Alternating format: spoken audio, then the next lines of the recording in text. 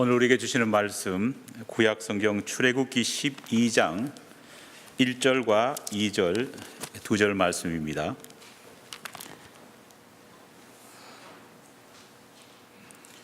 구약 성경 출애굽기 12장 1절로 2절까지 말씀, 제가 가진 성경책 구약 성경 98면에 기록되어 있습니다.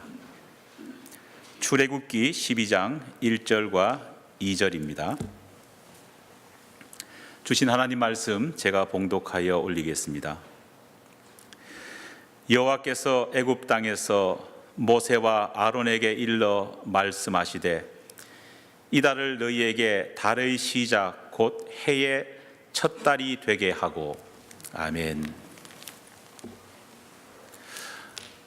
옆 사람과 함께 우리 귀한 축복을 나눴으면 좋겠습니다.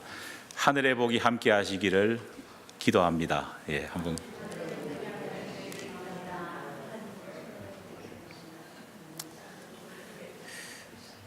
되게 쑥스러우신 것 같아요. 어린 시절 저에게는 참 이해하기 힘든 풍경 하나가 있었습니다. 한 해의 시작이 되면 1월 1일, 한 해가 시작하는 그 1월 1일이 되면 만나는 사람마다 서로 새해 복 많이 받으세요 하고 덕담을 주고받았습니다. 그런데 이상하게도 똑같은 풍경이 한 달여가 지나면 어김없이 다시 반복되는 겁니다. 왜 그렇게 같은 인사를 똑같은 해에 서로 다른 날 2번씩 반복해서 하는가요? 제가 어른들에게 질문을 한번 해봤습니다. 그러니까 어떤 어르신들은 설날이 한 해에 2번 있기 때문이다, 그렇게 알려주셨습니다. 그런데 그 중에서 좀 더 친절하신 어른은 이렇게 말씀하셨습니다. 양력 1월 1일은 가짜 설날이고 음력 1월 1일이 진짜 설날이다. 그러니까 진짜 설날에 세배해야 돈을 받는다. 하지만 당시 학교에서 선생님들이 가르쳐 주시는 말씀과는요, 이 어르신의 말은요, 정반대였습니다. 당시 학교에서는 선진국가가 되기 위해서는 전근대적인 구습을 버려야 한다는 정부의 정책에 따라서 구정은 지켜서는 안 되고 신정을 오히려 설날로 지켜야 된다, 그런 명령, 그런 가르침들이 팽배했습니다. 한두 차례 반복되는 이러한 새해 맞이를 유지하려고 하는 그런 측과 국가의 장래를 위해서 구정이라는 이런 구습은 아예 버리고 선진국들처럼 1월 1일을 뉴이어 데이로 지켜야 된다고 하는 그런 사람들의 이 다툼을 보면서요, 어린 저는 참 이상하다, 이런 생각을 가졌습니다. 하지만 양력 1월 1일을 유일한 설날로 통일시키려고 하는 이 정부의 노력은 강력한 국민의 저항에 부딪혀서 결국은 몇 년 후에 사라지고 지금까지 우리나라는 2개의 설을 여전히 가지고 지키고 있는 나라가 되었습니다. 그런데 흥미로운 것은 우리 민족 외에도 설을 2개 가지고 있는 민족이 있습니다. 성경의 주인공이 되는 바로 이스라엘 민족이 한 해에 2개의 설을 가진 민족입니다. 그런데 이스라엘이 가진 2개의 설날은요, 우리와는 많이 다릅니다. 우리는 양력과 음력의 차이 때문에 설이 2개지 않습니까? 그런데 이스라엘은요, 똑같은 음력 하나만을 사용하는데도 그 음력 안에서 설이 새해가 2번 반복된다는 겁니다. 어떻게 이런 일이 생겼을까요? 그 이유는 하나님의 명령 때문이었습니다. 출애굽 사건이 일어나기 전 이스라엘 사람들은 전통적으로 그들의 고유의 달력에 의해서 7번째 달 시작하는 첫날을 새해로 지켰습니다. 레위기 23장 24절 말씀을 보면요, 유대력으로 7번째 달 첫날인 7월 1일을 유대인들은 나팔을 불면서 모든 백성들이 새해를 맞는 그 날로 지켰습니다. 유대인들은 그들의 새해가 되면은요, 새해 아침이 딱 되면은 나팔 소리와 함께요 새해 맞이를 했습니다. 그래서 유대인들은 그들의 이 새해, 7번째 달 첫날의 이 새해를 뭐라고 불렀느냐? 나팔절이라 그렇게 불렀습니다. 그리고 이스라엘 사람들은 바로 이 날이 태초에 하나님께서 천지를 창조하신 이후에 첫 번째 날이라 그렇게 믿어왔습니다. 하지만 신년 첫날에 이렇게 울리는 나팔 소리는요, 한 해가 시작되었기 때문에 그 시작을 축하하고 그 시작을 흥겨워하는 그런 빵파레가 아니었다는 겁니다. 그렇다고 해서 얼마 전에 우리가 본 올림픽 개막식 때 울려 퍼지는 무슨 축포 같은 그런 것도 아니었습니다. 사실 이 나팔 소리는요, 엄격히 비유한다면은 우리가 한국에 있을 때에 민방위 훈련 날 되면은 뭐가 울립니까? 웽 하면서 사이렌이 울리지 않습니까? 사이렌이 즐거워서 축하하는 축포입니까? 아닙니다. 그 사이렌은 경고의 음입니다. 경고의 사이렌입니다. 유대인들이 새해 첫날에 나팔 소리를 냈던 것은요, 축포가 아니라 바로 경고의 음으로 나팔을 불었고 나팔 소리를 들었다는 겁니다. 왜냐? 유대인들은 새해 그 첫날에 하나님께서 인간들이 지난해에 살아왔던 그 삶의 자치들에 대해서 평가를 내리는 날이 바로 새해 첫날이라고 그렇게 생각했기 때문입니다. 그래서 어떻게 보면은 새해 첫날은 우리처럼 그렇게 기쁜 날만은 아니었다는 겁니다. 탈무드에 보면은 새해 첫날 하나님께서는요, 각 사람의 믿음의 행위들 그 모든 것을 판단하신 이후에 생명록에 그 사람의 이름을 넣을지 말지를 결정하는 날이 바로 새해 첫날 나팔절이었습니다. 그러다 보니까 유대인들에게는 새해 첫날이 어떤 날이냐? 엄숙한 날, 경외의 날로 그렇게 인식이 되었습니다. 로시 하시나라고 하는 이 전통적인 신년 첫날이 지나가고 나서 열흘 이후에 뭐가 있냐 하면은요, 우리가 한 번쯤은 들어봤을 얌키퍼라고 하는 날이 있습니다. 이 얌키퍼라는 날은 원래 무슨 날이냐? 대속죄일입니다. 하나님 앞에서 참회하는 날이 바로 얌키퍼입니다. 그들은 어떻게 생각했느냐?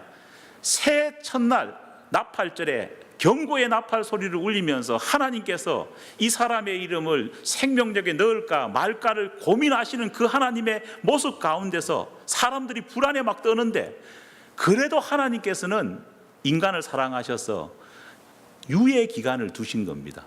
그래서 10일 동안 인간이 자기 자신의 죄를 회개할 시간을 주고, 마침내 열흘 후에 얌키퍼 대속죄일이 되면은요, 정말 모든 힘을 다해서 하나님 앞에 자기 자신의 죄를 마지막 기회로 삼고 회개하는 그런 시간을 가졌다는 겁니다.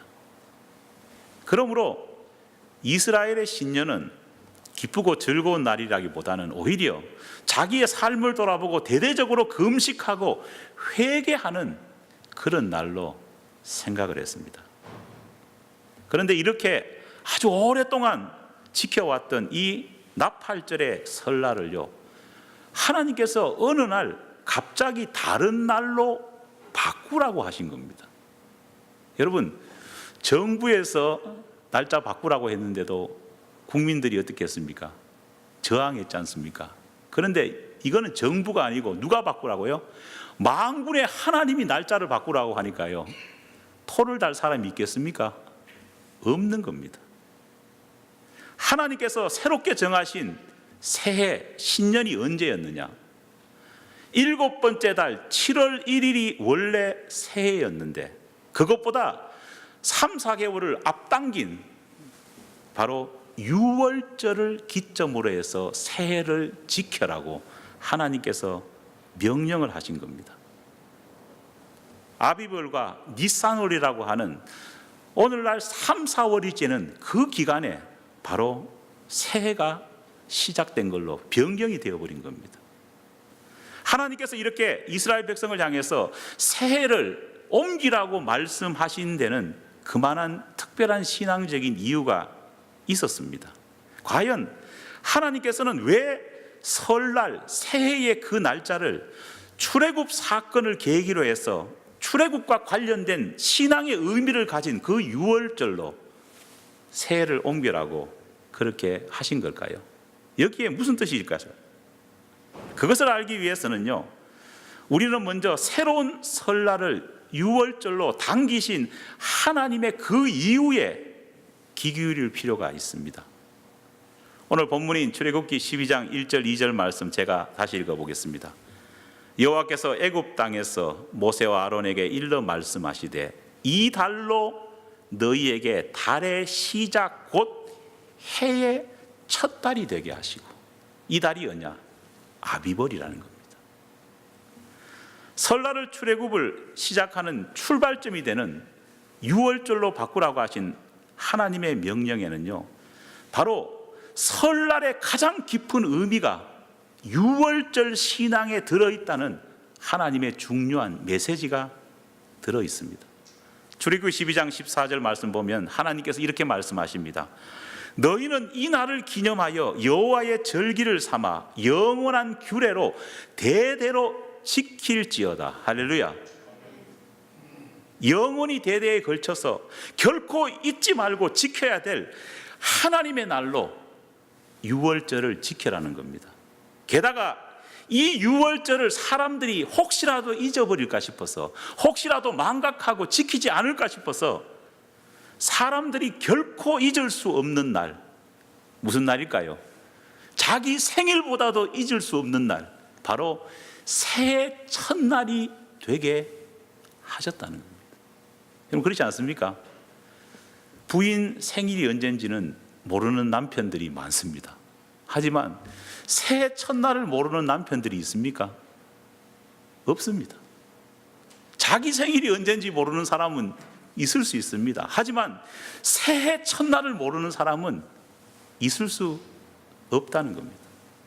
하나님께서는 나팔 소리를 들으면서 기다리던 그 메시아의 대망을 생각하고 자기 삶을 회개하고 자기 삶을 하나님 앞에 제대로 되돌려 놓기를 간절히 사모했던 그 나팔절의 신년, 나팔절의 설날을 유월절로 옮기시면서요, 가장 중요한 비밀을 그들에게 교훈하셨습니다. 그것이 뭐냐?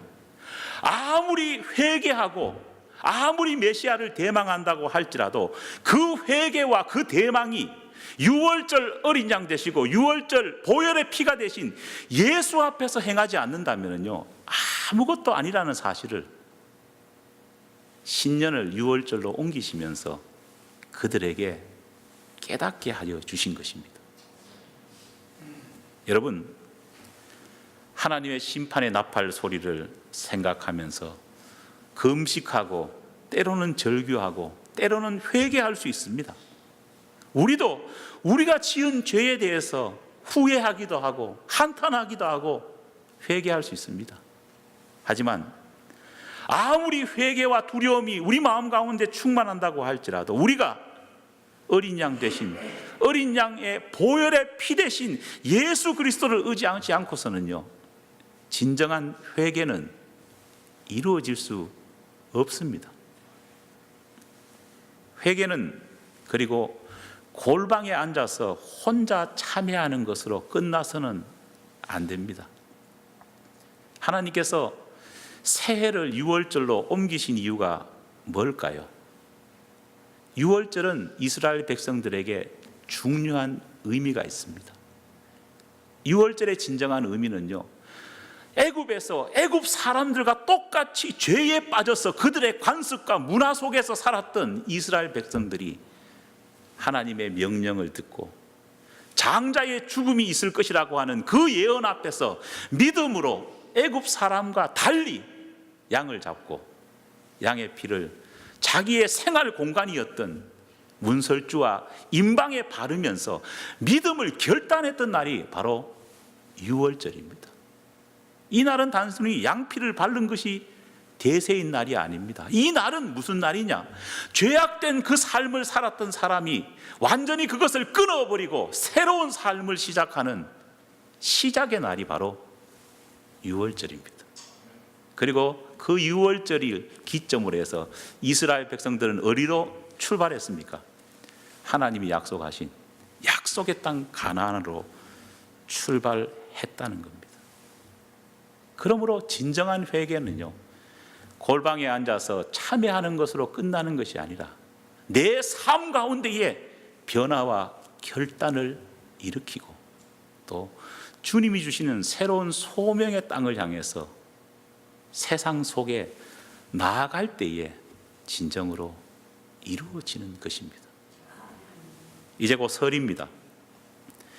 양력설이 심판과 두려움만으로 가득 찬 이스라엘 사람들의 나팔절이 되었다고 한다면은 우리가 이제 맞는 이 구정, 이 설은 정말 예수의 보혈의 피의 공로로 우리가 어떻게 변화되었는지를 결단하는, 그리고 그 결단이 마음속으로만 끝나는 것이 아니라 세상을 향해서 소명 가지고 나아가는 결단의 날이 되었으면 좋겠습니다.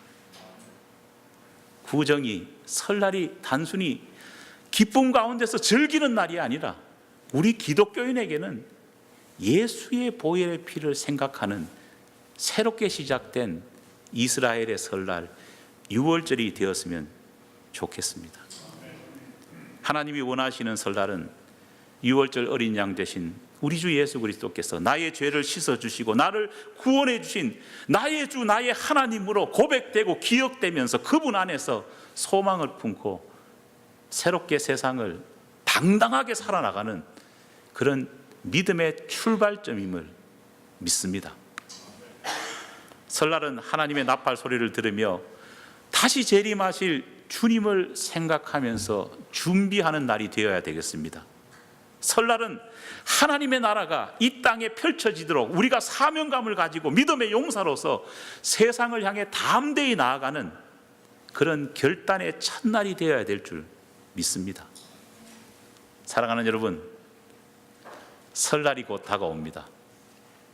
2018년 설날을 기점으로 해서 설날을 바라보는 우리의 모습과 눈이 달라지는 저와 여러분이 되기를 간절히 축원합니다. 기도하겠습니다. 하나님 아버지 감사합니다. 설날까지 옮기면서 하나님께서 이스라엘 백성들에게 깨닫게 하기를 원하셨던 어린 양의 보혈의 피를 그들은 다 알지 못했지만 오늘 우리는 알고 있습니다. 새해의 첫날 단순히 기쁨과 흥분 속에서 보내는 것이 아니라 이스라엘의 절기 속에 주신 하나님의 명령처럼 나팔 소리 들으며 재림하실 메시아를 생각하고 유월절 어린 양의 보혈의 피를 생각하며 우리의 소명과 신앙과 하나님이 주신 은혜를 감사하고 다짐하는 그런 시간이 되게 도와주시옵소서. 믿사오며 예수님 이름으로 기도드립니다. 아멘.